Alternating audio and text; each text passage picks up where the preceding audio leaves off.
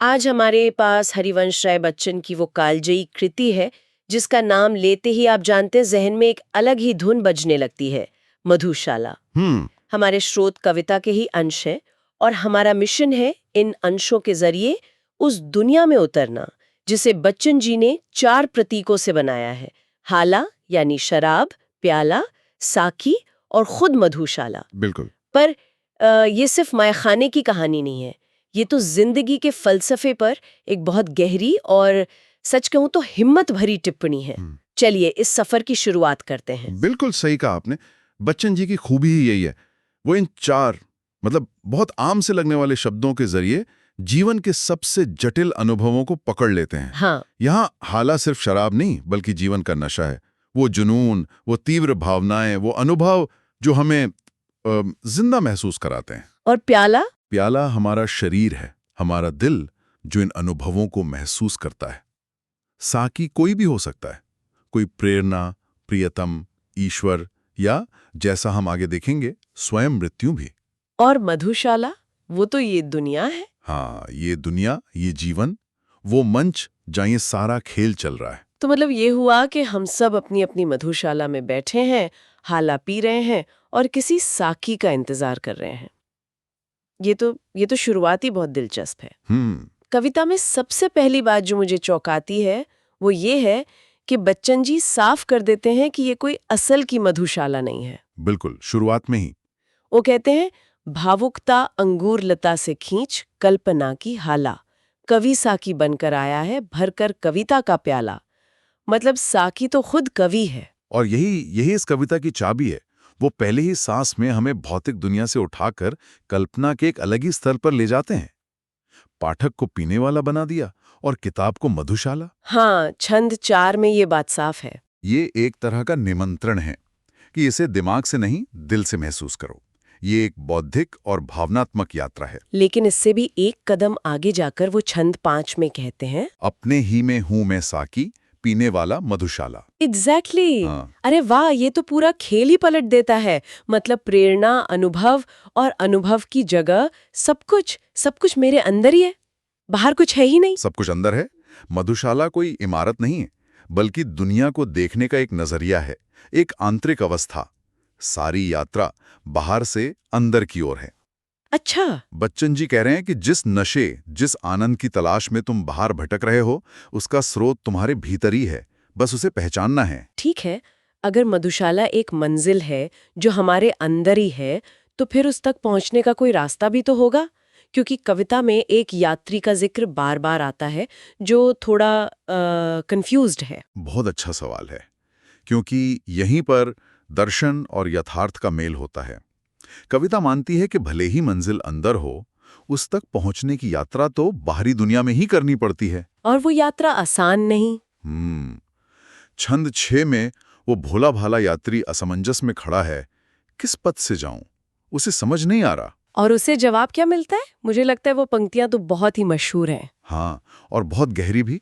जवाब मिलता है, राह पकड़ तू एक चला चल, पा जाएगा मधुशाला। एक चला चल। इसमें कमाल का संदेश छिपा है।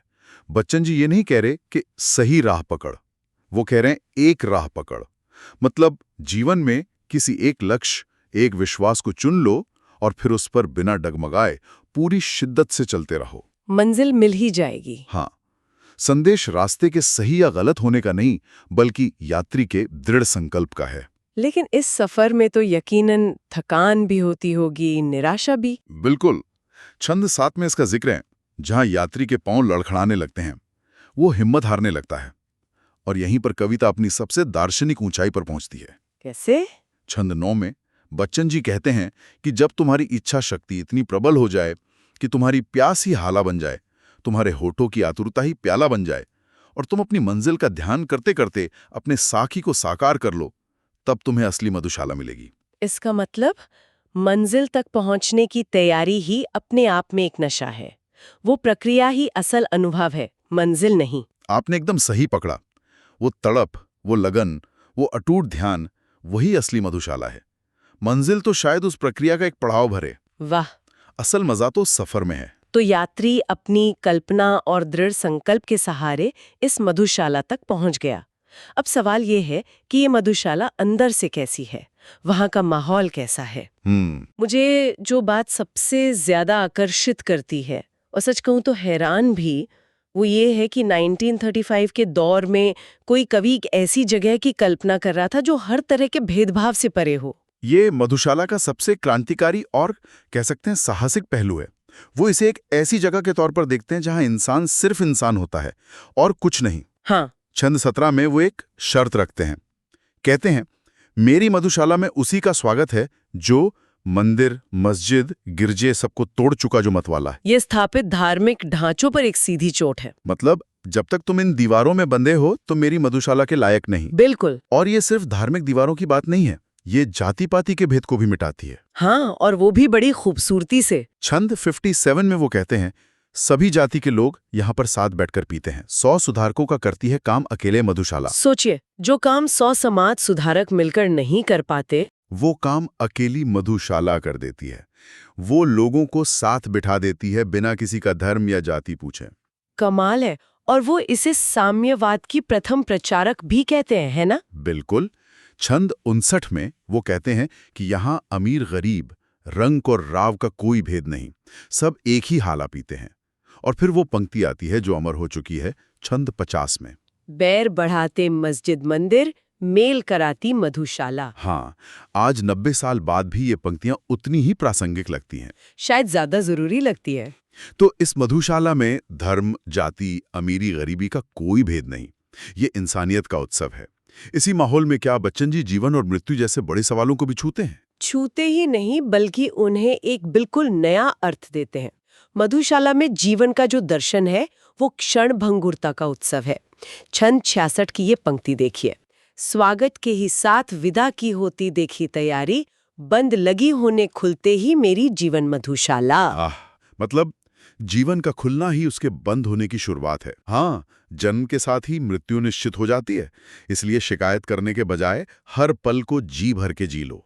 और मृत्यु का जो चित्रण है वो तो मैंने कहीं और नहीं देखा। आमतौर पर उसे एक भयानक चीज की तरह देखा जाता है। यहाँ तो वो भी एक साकी है। और यही इस दर्शन की खूबसूरती है। मृत्यु यहाँ अंत नहीं, बल्कि एक चरम अनुभव है। छंद 80 में बच्चन जी कहते हैं, यम आएगा साकी बनकर, साथ लिए काली हाला, पथिक प्यार से पीना इसको, फिर न मिलेगी मधुशाला। तो वो कह रहे हैं कि डरना मत। हाँ, वो कह रहे हैं कि जब मृत्यु का साकी आए तो डरना मत। वो जो काली हाला लाया है उसे भी प्यार से पी लेना, क्योंकि ये अनुभव दोबारा नहीं मिलेगा। या जीवन को उसकी समग्रता में स्वीकार करने का साहस है। और ये साहस उनकी अंतिम इच्छाओं में भी झलकता है। वो कहते हैं, मेरे मरने पर राम नाम सत्य मत कहना, बल्कि कहना सच्ची मधुशाला। ये तो परंपरा को सीधी चुनौती है। ये पाखंड पर चोट है। वो कह रहे हैं कि मैंने जैसी जिंदगी जी है मुझे वैसी ही विदाई देना। मेरे जाने का शोक मत मनाना, बल्कि उसे भी मेरे जीवन के दर्शन का ही एक हिस्सा मानकर उत्सव मनाना। सब कुछ इतना साफ लग रहा था। एक मंजिल, उस तक पहुंचने का रास्ता, वहां सब बराबर है, जीवन मृत्यु का उत्सव। लेकिन फिर कहानी में एक मोड़ आता है। बच्चन जी कहते हैं कि ये मधुशाला एक धोखा है, एक मृग तृष्णा। हाँ, और यहीं आकर कविता अपने शिखर पर पहुंचती है। जब हमें लगने लगता है कि हमने मधुशाला का रहस्य समझ लिया, तभी छंद 95 में कवि कहता है, व्यर्थ मुझे दौड़ाती, मरु में मृगजल बनकर मधुशाला। तो क्या इसका मतलब यह है कि सारी मेहनत बेकार गई, कि जीवन में कोई मंजिल है ही नहीं? नहीं, इसका मतलब और भी गहरा है। मतलब ये है कि असल आनंद मंजिल को पा लेने में था ही नहीं, असल आनंद तो उसे पाने की चाहत में था, उस दौड़ में था, उस यात्रा में। छंद 99 इस बात को इतनी खूबसूरती से कहता है, प्यार नहीं पा जाने में है, पाने के अरमानों में, पा जाता तब हाय न इतनी प्यारी लगती मधुशाला। वाह, मतलब अगर मधुशाला आसानी से मिल जाती तो शायद वो इतनी प्यारी ही ना लगती। उसकी खूबसूरती उसके दूर होने में ही है। ये तो मानवीय स्वभाव पर बहुत गहरी टिप्पणी है। बिल्कुल, वो खोज ही हमें जिंदा रखती है। और इसी कश्मकश में कवि अंत में एक ऐसे सवाल पर आकर रुक जाता है जो शायद हर खोजी के मन में उठता है। छंद 119 में वो पूछते हैं, मैं मधुशाला के अंदर या मेरे अंदर मधुशाला? हाँ, और ये सवाल अनुत्तरित रह जाता है। ये पाठक को सोचने के लिए छोड़ देता है। क्या मैं उस दुनिया का हिस्सा हूँ जिसे मैं खोज रही हूँ, या वो दुनिया ही मेरे अंदर बसी हुई है। सही कहा, और यही इस कविता का सार है। मधुशाला कोई बाहरी जगह नहीं रह जाती, वो एक आंतरिक अनुभव बन जाती है जो व्यक्ति के अस्तित्व से एक हो जाता है। वो खोज, वो जुनून, ये सब बाहर नहीं, हमारे अंदर ही घटित होता है। तो मधुशाला सिर्फ एक कविता नहीं, बल्कि जीवन को देखने का, उसे जीने का एक पूरा नजरिया है। ये हमें सिखाती है कि कल्पना में कितनी शक्ति है, एक लक्ष्य पर टिके रहने का क्या महत्व है, और शायद सबसे बड़ी बात कि मंजिल से ज्यादा खूबसूरत हमेशा उसका रास्ता होता है। और अंत में कवि अपनी इस मधुशाला को किसी एक व्यक्ति तक सीमित नहीं रखता, वो इसे पूरी दुनिया को सौंप देता है।